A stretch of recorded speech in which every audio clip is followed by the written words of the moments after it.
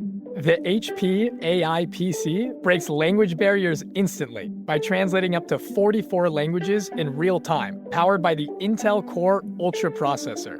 With the right tools, work doesn't have to feel like work. Learn more at hp.com/AI PC. From LinkedIn News, I'm Jessie Hempel, host of the Hello Monday podcast. Start your week with the Hello Monday podcast. We'll navigate career pivots. We'll learn where happiness fits in. Listen to Hello Monday with me, Jessie Hempel, on the LinkedIn Podcast Network or wherever you get your podcasts. Hey, I'm Kwame Christian, and you are about to step into the world of Negotiate Anything, the #1 negotiation podcast in the world where we teach you how to make difficult conversations easier while getting more of what you want in the process. Each episode is packed with practical tips and strategies from the experts. We delve into negotiation, conflict resolution, and leadership skills that are crucial in both business and in life. Whether you're closing a deal, managing a team, or navigating personal relationships, Negotiate Anything provides you with the tools you need to succeed. Our conversations are real, relatable, and most importantly, rooted in practicality. So if you're ready to transform your conversations and elevate your negotiation skills, join me on Negotiate Anything. Subscribe and listen on Apple Podcasts, Spotify, or wherever you love to listen. Let's make every conversation a winning negotiation. Erin, thanks for joining us today. Kwame, I feel like this is a long time coming. I'm very excited. We've been talking before we hit record. I feel like the vibes are high. I feel like I'm going to giggle. I also feel like we're going to learn some things and we're going to talk through some things, but you just make me smile just being in your presence. So I'm so thrilled to be here. Thank you so much. And I appreciate it. We've been looking forward to this for a while. So listeners, I was a guest on Erin's podcast. And so we already knew that we vibed. So this is great. And we're excited to have you, and tell the listeners about yourself and what you do. Yes. So I'm Erin Diehl. I'm a Taurus. No, but I am a Taurus, but I am the founder and what I call chief edutainment officer of the company I founded, Improve It. We are an improv infused talent development company for the new generation of work. And I'm also a podcast host like Kwame. And since you've been on the show, I don't even know if you know this, we rebranded the name of the show. So we're no longer the Improve It podcast, which is the name of our company. It's called Workday Playdate because we really wanted to emphasize the fun that you could have at work. It doesn't have to be hard. It doesn't have to be boring. It can be fun. It can be playful. So it's Workday Playdate with Improve It. And I'm also an author, and a keynote speaker. We have a lot of things in common. And so I released a book in 2024 called I See You, A Leader's Guide to Energizing Your Team Through Radical Empathy. And I've just been keynoting it up and facilitating workshops and loving what I get to witness, which is honestly what I call the aha, ha-ha moments in rooms. So it's like when the light bulb goes off, but it's because people are laughing and having a good time.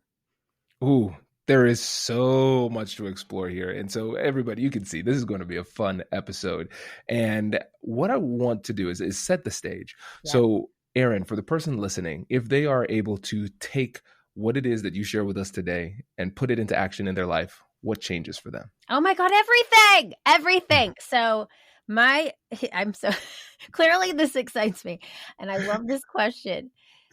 So if you're going through life and you feel like you're stuck and you feel like you're pushing and you're pulling and life is arduous and every day feels like an uphill battle, if you can infuse the tips and tricks that we're going to talk about today into your life, you'll go from push and pull to ease and flow. Your days will feel like miracles happening one after the other because you're infusing joy into your life. And I always say this, like joy is our birthright, just like abundance. Joy is our birthright. And as we go through the world, and I know all of your listeners negotiate in some way, shape, or form, right? And whether that be negotiating with your family, negotiating at home, negotiating with your community or an organization, you're leading people. And sometimes when we lead people and we feel this great responsibility, we automatically think it has to be serious and we have to put on our brave suit and this suit of armor and show up as this different version of ourselves. Whereas the tips and tricks I'm going to teach you are already inside of you. I'm just going to help you pull them out, and your life will just feel so much easier and in flow because of it. Oh, yes. This is great. And actually, we should focus in on that aspect of fun and joy and levity and flow, Yes. because it seems like those concepts are almost antithetical to the concept of negotiation. And so for the listeners, they know we're trying to rebrand negotiation. So anytime you're in a conversation and somebody wants something, that's a negotiation. Yep. That does not mean the conversation needs to be negative and hard and tough. We talk about difficult conversations, and I think a lot of times that becomes a self-fulfilling prophecy for people, where it's a significant conversation and they say, like you said, you have to be serious, you have to put the armor on and be somebody that you aren't, and somebody that you don't truly want to be. So I want us to have a bit of a paradigm shift. Dare I say, this is a term I just made up, Erin, an aha ha ha moment, might I add? Yes, yeah, I'll take. I love it. Yes. So let's do a paradigm shift. How can people just fundamentally change the way that they approach these conversations so they don't feel like they need to be so serious and buttoned up, even though it's a conversation of significance? Oh my gosh, such a good question. And let's just say this, like I negotiate all day long with my 6-year-old. He's 6. And when we talk about negotiations, you're talking any conversation where you're trying to get something out of it, right? And so I don't necessarily come at him with this buttoned up approach, but when I'm in business deals, when I'm having conversations, even with my team, when they're negotiating something that they want, or when we have a client negotiation going in process, I almost feel like this side of my brain turns on, which there's some science behind this. And I love to, first and foremost, I'm going to give a scientific lesson right now on top of also bringing the fun. But truly, our brains are almost like muscles, right? Like they're not actually a muscle, it's an organ. But the more we use it, the more neuroplasticity it has, and the more that we can train it to work in a way that actually allows conversations like this to be fun, the easier it gets. And so the first thing when we go into these conversations is we have to have the paradigm shift of our thoughts. And I might have talked to you about this before. This is a known study, but I'm just going to share it. So according to a study from the National Science Foundation, here I am with my science, Bill Nye, call me Bill Nye. So the average human thinks between 50,000 to 80,000 thoughts per day. And of those thoughts, we form what are called thought worms. They're like strings of sentences, and we think 6,200 thought worms per day. Kwame, of those 6,200 thought worms, what percentage of them do you think are negative? out of the 6,200, probably 9,000,006. Yeah, right. It's like, it is crazy. It's 80% of our thoughts. 80% of the thoughts we think are negative. So like if we're going into these conversations already having a negative train of thought, they're going to suck. Like it's not going to be fun. If we're thinking already negatively about ourselves or the other human that's on the other side, it's going to not be what we want it to be. It's not going to be productive, number one. Number two, we're going to get that sort of build up in our body where we overanalyze and we have anxiety about it before it even happens. And if we can change and shift our thoughts, then we can change and shift the words that we speak. So I have an activity I use, and I can go through this piece and then get into the word segment that helps us change our thoughts in real time. So would you like to Let's do it? You want to Yes. do it? Okay. Yes. So it's pulled from the improv stage, but the good news is you don't need a stage or a scene partner to make it work because your scene partner is your mind. And that was your mind being blown. Okay. So, so anyway, you can do this by yourself, or you and I could do it together. So let's do it together since we're here. Perfect. So Let's do it. here's the deal. So let's pretend who's somebody in your life that you're negotiating with right now? Like who's like a real life scenario? It could be family, it could be personal, professional, whatever. Let's see. You know what? You talked about your 6-year-old. I'll talk about my 9-year-old, Kai. Yeah. So Kai, you said? Kai. Yeah. Kai. Oh, I love that name. Solid name choice. Okay. So when you think about an upcoming conversation that you have with Kai, what thought comes to mind? And if it's negative, that's great. That's fine. Well, it's not negative. It seems extreme. It's discipline. Yeah. Discipline. So what about discipline? What thought, what do you think when you think about discipline? Like, I have to discipline him. Yeah, well, actually, not that one. It's more like I want him to have discipline. Oh, and, his life is. I don't think sometimes he doesn't realize that his life is pretty easy, and so I want to make sure that he has the discipline necessary to withstand the bumps and bruises of life. So hey, not everything is going to be done for you. So he does the trash every week. That's nice, but starting to get him to do the dishes and things like that more consistently without the labored sigh that often comes when I make requests. Okay, so your thought when you enter that conversation is, I want him to have discipline, right? Correct. So in that moment, do you think he wants to have discipline? You know what's funny about this, Erin? No. And so, this is bringing up something really interesting to me, because it's almost like there's a script that I have in my mind. Yeah. Where I'm like, okay, I need to give discipline, and then he's going to fight back, and then I give him this, this sitcom dad speech and sit him down, son. Sometimes in life you have to blah blah blah, and I realize that a lot of times, the majority of the time, he's just like, yeah, Dad, you know what? I did this and it was wrong because of that reason, and I should have done that. It was a bad strategy. My mistake. I'll do better. And he says all the things that I would have said, and I just sit there like, what? Like, I'm almost disappointed that I didn't get to do my speech, because you're like, cue the Full House music, like exactly. Cue the sitcom music. I want to do this. So, okay. So the first piece is, especially like with this activity, when we're relating it to somebody else and we have a thought about somebody else, it's just in the moment admitting what that thought is. And then that's step one is just saying the thought. Step two is clapping and saying new choice. And what you're going to do with that new choice is you're going to change it from what you want to what you think the person on the receiving end wants.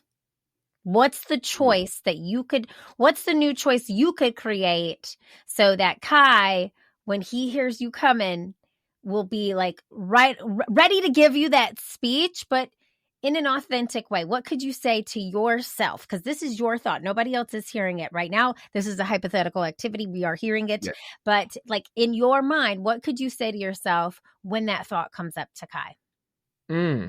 A simple one is, let's make it fun. There you go. Yes. Yeah. Let's make it fun. And like, you could get out like, I don't know what toys he plays with. My son's into like Transformers. You could get out Transformers and like do like a mock fun thing of what you're trying to teach him. You could take him to the baseball field and say like, hey, let me give you a sports analogy. Like, you can make it fun, right? And so just saying that clap new choice disrupts that pattern. So instead of and your thought wasn't necessarily negative. It was just focused on what you want, right? So the new choice is, what's the new choice in this that can flip the script and make it a choice that Kai not necessarily wants, but needs? Yeah. Like, how can I approach this with a new choice? And that, I love your flip, your reframe was, let's make it fun. Like, when you said that, first of all, what I saw was your eyes lit up and you smiled really big and you were excited.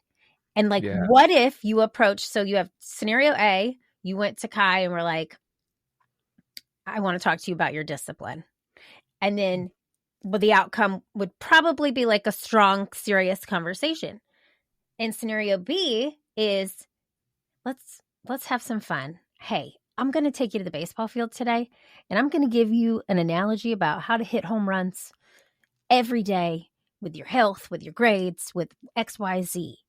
And like, you're experiencing it with him in a really fulfilling way. And he'll remember that because you've brought fun and energy to it. It's just a way to flip the script with your own thoughts. This is brilliant. And let's focus in on that word script too, because it's kind of like we can have the scripts in real life, but like in media, but we also have the cognitive scripts, the heuristics, the playbooks that we follow. And it's almost like as social primates, all we do is we just follow these scripts and we think it's free will a lot of times. And so we start off an interaction in one way, almost guaranteeing a specific type of result. Like just with the same example, it's like, let's have a conversation about discipline. And then he rolls his eyes. And then I say, well, son, you shouldn't do that either. And now like nobody's having fun. And then when you said, my eyes lit up because I realized that I'm following these scripts where work should not be fun almost. Mm-hmm. And so you and I, we've created companies where work can be fun, but I realize that at home, when it comes to chores, I still have this idea that it needs to suck. And so now he has that idea too. So instead what was so exciting is that it's a paradigm shift for how to orient myself in the conversation and start the conversation in a different direction, but also a life shift for me because I said, why do I make all of my chores boring? Yeah. I could have fun. This is mind blowing already. And you could how you make your Suno music. Okay. You could create, and I don't know if y'all know this, when Kwame was on my show, he taught me about Suno, which is this app that it's an AI app that helps you create songs. And now I was telling him before we hit record that I am like the coolest person at every party because I bust out Suno and create a song for the party with my friends. And they're like, how are you so cool? And I'm like, Kwame.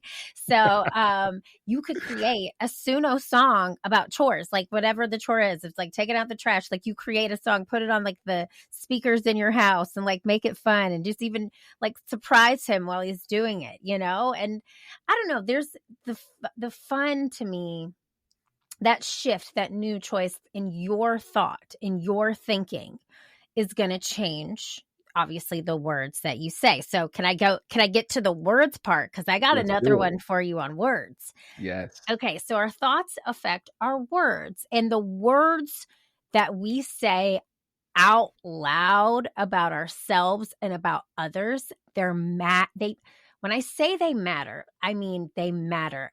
My friend Judy Holler says this, that words are wands. So whatever we're speaking, we're like taking a magical wand like a fairy and basically manifesting into the air, because what we say out loud, the universe hears it, right?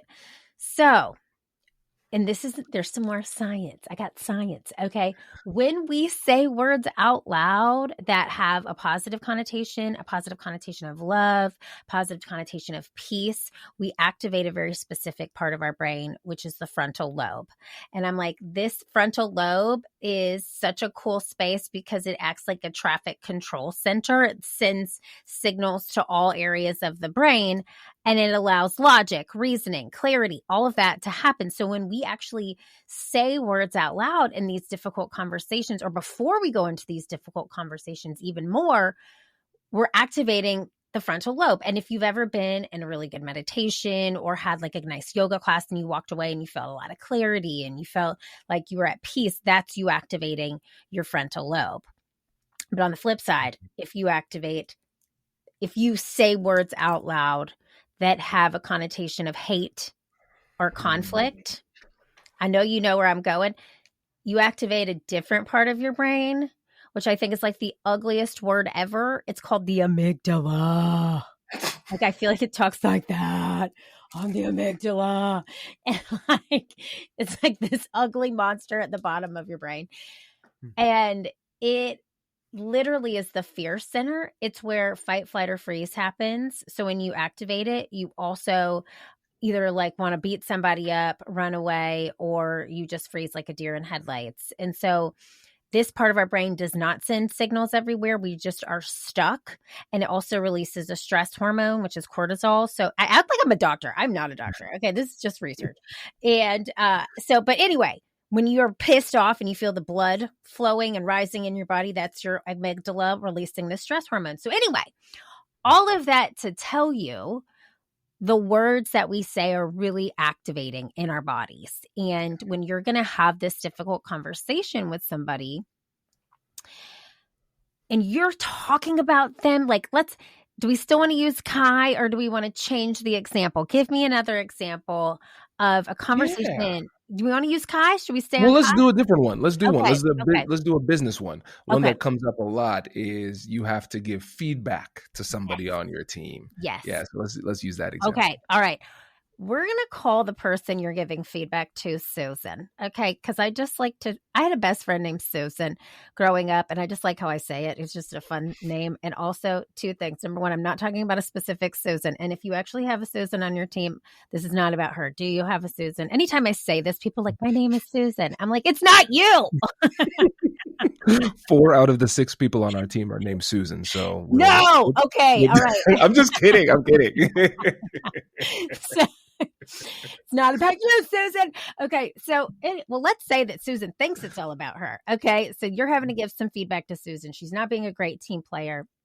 And like, you are now the person on the team having to give Susan this feedback. And Susan's coming into your office in 2 hours. And all you've been doing is talking to your other teammates about Susan's poor performance, how she's not showing up, how she's not helpful, and how she's been stressing everybody on the team out because she's not doing her part, right?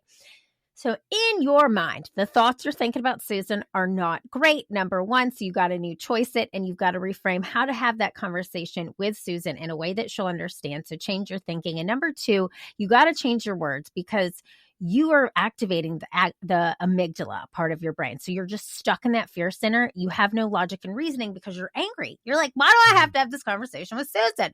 She sucks. And, Susan has XYZ. And so this game sounds so silly, but I'm a silly human. And it's called Word. And sometimes I'm like, Word. And it is like the easiest thing you can do, but I promise you it works. Basically, it has a little cheer with it, and it goes like this. 1, 2, 3, word. 1, 2, 3, word. 1, 2, 3, word. And after the 3, you say word, right? So what happens, you can do this in 2 ways. I'm going to do it towards Susan first, is before Susan comes in your office, or you get on Zoom, whatever, you are going to say, instead of saying word, 7 positive words about Susan before she comes in. The magic number somehow is 7. Before that, it doesn't work. 7 or more. So when you start going 1, 2, 3, kind, 1, 2, 3, funny, 1, 2, 3, interesting, 1, 2, 3, silly, 1, 2, 3, trustworthy, 1, 2, 3, compassionate, 1, 2, 3, fun, and you keep going with those words, it starts to activate the frontal lobe part of your brain because you start to think differently. You start to gain more of this sort of signal around your entire hemisphere of your brain saying, I'm safe. I'm not running. I'm not about to beat somebody up. I'm not stuck. And now when Susan walks in the door, your mindset, because you changed your thought and now you know how you're going to approach Susan, what she needs, and you've changed the words that you've been saying out loud about her. When she walks in, the frontal lobe is what I call lobing. It's all over the place. It's like, let's go, Susan. I know what you need. And I'm not even going to get stuck in the fear. I'm going to just go ahead and say what we need to move forward. And then she walks away and she's like, wow, Kwame really saw me. And he knows that I have some stuff going on at home. And that's why I haven't been showing up for the team in the way I want to show up because I'm really stressed. And you know what? He saw that and we talked about it. And I'm getting a mental health day tomorrow because he knows that I need a moment. And then I'm going to show up next week as my full self. But now he knows. He took the time to listen to me versus if you would have never done any of those things and just sort of had her come in your office after talking to the team and been in that amygdala fear center space with just negative words flowing all over the place, the conversation probably would have gone much differently. That's good. And the things that are coming to mind, we have sunshine versus a thunderstorm. So Yeah. for me, as you're describing this, a lot of times when we think we're preparing for a conversation, we are just ruminating or brooding, just thinking over and over about why we are so mad about the situation, how scared we are, how much we are, how annoyed we are with the other side, whatever it happens to be, and we're just rehearsing these like negativity. And really, when you think about it through the lens of neuroplasticity, where we say neurons that fire together wire together, we are actually we're shaping our brain with every thought that we have, and then we are essentially reshaping our brain to be extremely negative, and particularly negative towards difficult conversations, but in particular difficult conversations with Susan, right? And so what we're doing is we're reprogramming our brain to a certain extent. Yes. Going into this, we're thinking, we have to actually think and put cognitive effort into this, which activates the frontal lobe, which quiets the amygdala. And the thing is, again, the person listening might say, well, it sounds silly. It'll look dumb. I don't think anybody sitting there saying 1, 2, 3, and then a positive word, no matter what they think about the exercise, they can't do it while being mad. It's like, it's not possible. Yeah. Right? And I'm Which is like, the point. put a hip with it, like do a little hip motion. And if I'm on stage showing how to do this, I'm getting the whole audience doing a dip and a hip. Okay. A dip and a hip. Because then it's like, you're already laughing, right? That frontal lobe is lobing, Yes. Sorry That's to cut so you off, good. but I had to throw in No, the hip. it's so good. It's so good. Yeah. And it brings a completely different energy into the conversation. And really, when you think about it, forget the outcome of the conversation. Let's think about just the energy. The energy can dictate the outcome itself.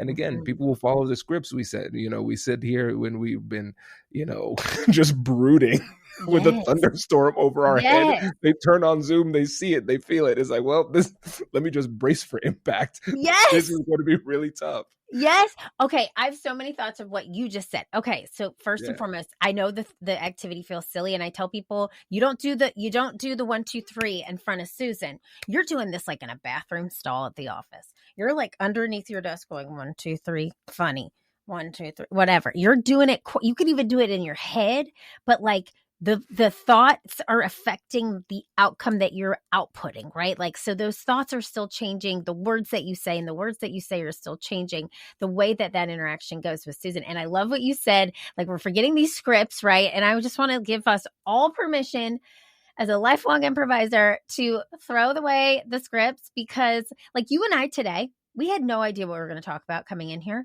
And here we are. There's no script. We're just ripping from our butts. And you know what? It's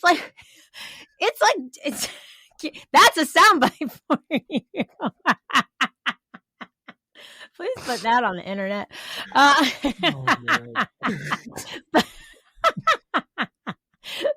But that's what I'm saying. It's like the best things the truth is in we say comedy isn't like trying to be funny. It's the truth in the comedy. And like, that's the deal. Like, life is an improv scene. We're all just making it up. And so if you could start with your make-em-ups with better thoughts, like, you get to choose. You get to make it up. Here, I love that point. You get to choose that. So here, Erin, I'm going to try this today, because I'm even thinking about this beyond difficult conversations, because I'm definitely going to use it for difficult conversations. I'm just thinking about anytime I come in with my own pre-prescribed way of thinking about certain things. Yes. So for instance, I get up early, go to the gym, take care of the boys alongside with Whitney. I am not the whole hero in that story, right? So Whitney and I take care of the boys, and then I have the work day. And then about like as close to 6 as possible is when I go pick up Dominic from daycare. And then as I'm pulling up, my energy is very, very low. I'm exhausted because I've been up working out since like 6. And so I say to myself as I'm driving in, I'm like, and here comes the real work day. This is Dominic at age 3. What kind of tantrums are we going to be dealing with? And I'm just sitting there bracing for impact, ready to be abused by this boy. Yeah. And now I'm realizing, I love Dominic, and there are really good times that we have. And a lot of times he might just be picking up on my negativity, anticipating his negativity. I have a silent tantrum, and it triggers a real one. And so I think what I'm going to start doing is in the parking lot, instead of just sitting there and saying, let me enjoy my last few seconds of peace, I'm going to start doing this exercise and bring in that warm fatherly energy that I have, when it's not the end of a work day. Hello, my friends. Before we get back to today's episode, I want to ask you a question. Have you ever wondered how to elevate your team's negotiation game and how you can help the folks on your team have better, difficult conversations? At the American Negotiation Institute, we offer transformative keynotes and workshops tailored to empower professionals with top-tier negotiation and conflict resolution skills. Whether it's a keynote for your next event or hands-on training for your team, we've got you covered. Don't just negotiate. Master the art with the American Negotiation Institute. Click the link in the description to find out more. Elevate, negotiate, and succeed. Let's Introducing the HP AI PC, your powerful AI assistant. Easily search through personal files, gain valuable insights, and make smarter, more informed business decisions. Unlock the future of work today with the HP AI PC, powered by the Intel Core Ultra processor. With the right tools, work doesn't have to feel like work. Learn more at hp.com/AIPC.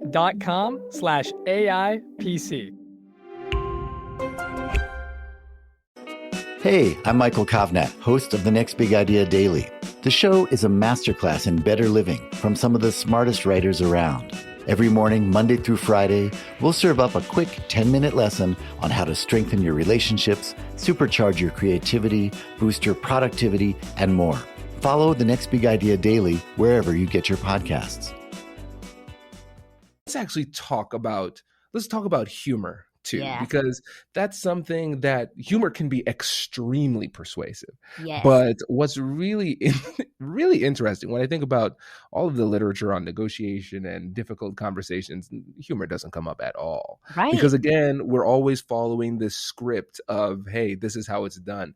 But I remember one of the best pieces of feedback I had back when I was a mediator. One of my colleagues she was within earshot every time that I mediated. And she said, Kwame, something that's really interesting about your mediations is that I've never, ever heard people laugh as much as they do in your mediations. You know, people are coming here because they've been litigating for months. They hate the other side and everything like that. But in a lot, dare I say the majority of them, at some point I got them to laugh when they are in their darkest days, and it helped to close more deals.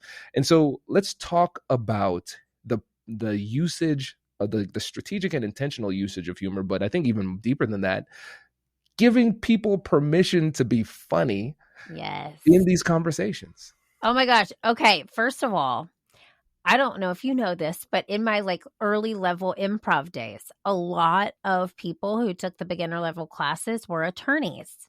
And it was one of my greatest friends from my beginning level improv days is an attorney, super high powered attorney. And there was probably 4 of them in my class. And they were using it for this reason, because humor builds trust. And if you're thinking about, especially in these high-powered conversations, as a mediator, oh my God, your job is so hard. You are literally there to diffuse problems. And if you can get people to smile, if you can get people to laugh, you're hitting that frontal lobe. You're allowing them to think more clearly, which is honestly why I use improv as a teaching tool. It's the trickiest thing. And I tell people I trick them into learning all day long, because I'm teaching you something, but you're not going to remember really what I said. You're going to remember how I made you feel.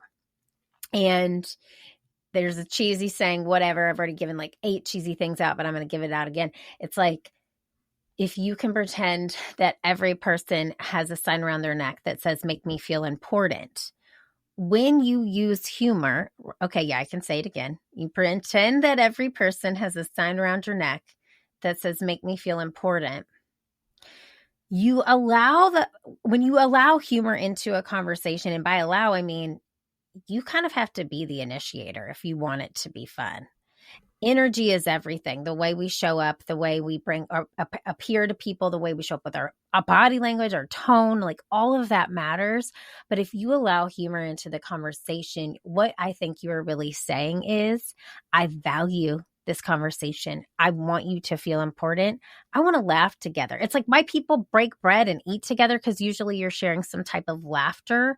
And so in these high pressure conversations, if you can make people feel something, because laughter is like the best medicine. There's all kinds of studies that show how it actually helps heal people. I had the founder of laughter yoga from India on my show. Like it is wild what laughter can do for our nervous systems and for our bodies. And so when you're bringing laughter into the conversation, you're actually allowing that person to take a break. You're allowing that nervous system to calm down and not be so, I have to do this, I have to get to this point, I have to make this next point in this conversation, or nobody's going to get what they want. Like, you let it drop and you see the human being, not just like the human doing. And everybody feels that ease, which is like coming full circle to what I said would happen.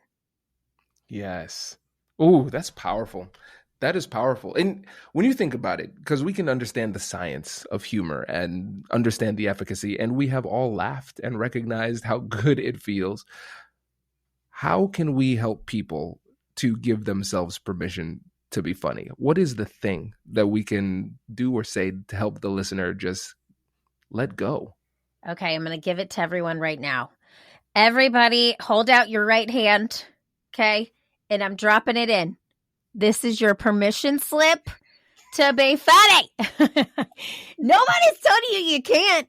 And like, no one except your thoughts. And literally, like, if you work in a stale environment, listen, I've been this way my whole life. And I was a temp for many years in different jobs, and I still showed up as myself, because guess what? It's a lot easier to show up as me than it was to pretend to be somebody I'm not. So I'm the class clown. I've always been like a goof trope, right? And I've showed up in every stale breadcrumb office you can imagine in my 20s. And people loved it, and they begged me to stay. And I'm just going to say that. I'm using myself as an example. When you choose humor, when you choose to find joy in yourself, you're choosing to live the life that you were intended to be. Whoever you want to call it, God, source, energy, whatever, universe, put you on this earth to enjoy it. We're not meant to be here to suffer. We're meant to be here as souls on this earth, to connect with one another, to fulfill our purpose, and to enjoy every freaking minute. And so I hope that little permission slip hitting your hand today gives you the ability to know that you already have it in you. You just have to pull it out. And a great way to start is like, watch something you find humorous for like 10 minutes a day. I have so many SNL things that I love, and it just makes me laugh, right? So then I'm like, okay, I'll put that activated my frontal lobe. So now it's like a muscle, like we said. The more I'm activating that muscle, like the more it starts to just be natural. It's like going to the gym. That muscle starts to build, and eventually you want more. And so maybe the spaces and the places where you showed up where humor wasn't appreciated isn't the space and the place that you're meant to be anymore. Oh man, that's powerful. I especially love the point where you said nobody's saying that you can't. And when you said that just unlocked it. I was like, yeah, that's true. We just kind of go into these spaces and go into these conversations acting like there are some rules on the wall that say, don't be fun. It needs to be hard. It can't be enjoyable. The conversation, you both need to suffer through this interaction. And it couldn't be further from the truth. That's right. And let me say this. I'm going to tell you a little case study about this. Long time ago, I've had Improve It for 11 years. Probably like 4 years into the business, we got asked by a government entity to come in and do a preview of a workshop. One of the teammates was like, we're going to show a preview of a workshop to our boss. These two teammates were so excited, like, this is what our team needs. We need some laughter and levity in the day. We do serious work. We need some of this play at work. And we teach real stuff. We're not just coming in to play. Like, we have 12 different workshops that we train on, but we came in and showed them our team building workshop. And they brought in their boss. And the boss, I realized right away what was happening. The boss was the person who was like, this place is a fun vacuum. all fun and good, innovative ideas are squashed. And so he started doing the workshop, and there was only like 5 of us doing the workshop. We were demoing what it would look like, which we've never done and will never do again. And he stopped it. And he was like, this isn't working. And he like basically escorted me and my colleague out of the building. And let me just say this. That was years ago. Had that ever happened to me in this version of me, there would have been so many different conversations happening. I was a new business owner.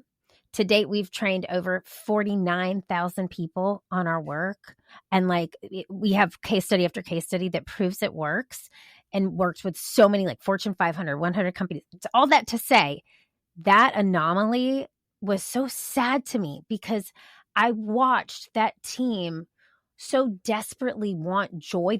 Their heads were down when they walked us out. They were so embarrassed. We had to go like a conveyor belt and put our stuff through it, like all that kind of stuff to enter and leave the building.